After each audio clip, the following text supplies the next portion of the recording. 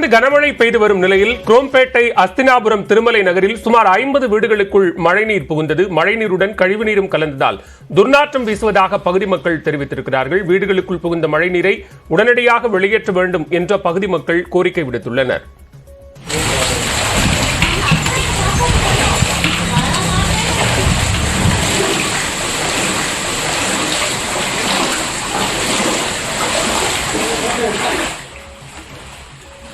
இந்நிலையில் சென்னை KK நகர் பாரதிதாசன் காலனியில் கனமழையால் சாலைகளில் மழைநீர் தேங்கியது. இதனையடுத்து மோட்டார் பம்ப்செட் மூலம் மழைநீரை மாநகராட்சி பணியாளர்கள் வெளியேற்றினர்.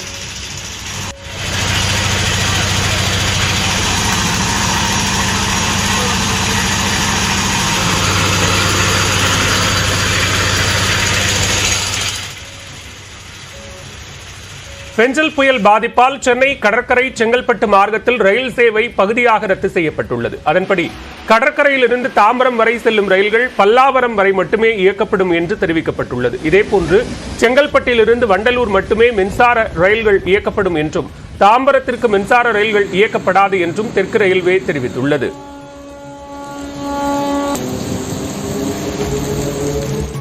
கனமழை காரணமாக சென்னை பள்ளிக்கரணை மேம்பாலத்தில் நூற்றுக்கணக்கான கார்கள் வரிசை கட்டி நிற்க வைக்கப்பட்டுள்ளன. வேளச்சேரி, பள்ளிக்கரணை மற்றும் சுற்றுவட்டாரங்களில் பல அடி உயரத்திற்கு தேங்கி நிற்கும் மழைநீரில் வாகனங்கள் சேதமடைவது தொடர்கதையாகி வருகிறது. இதனால் முன்னெச்சரிக்கை நடவடிக்கையாக வாகனங்கள் பாலத்தின் மீது நிற்க வைக்கப்பட்டுள்ளன.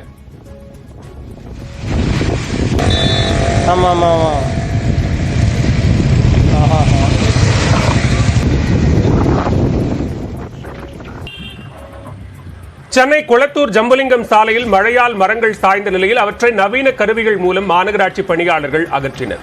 சாய்நகர் குறுக்கு தெருவில் மின்சார டிரான்ஸ்பார்மருக்கு அருகே மரங்கள் சாய்ந்து விழுந்தன. மின்சார விபத்து ஏற்படாத வகையில் ட்ரக் மவுண்டட் கிரேன் எனப்படும் இயந்திரங்கள் மூலம் அவை அகற்றப்பட்டன.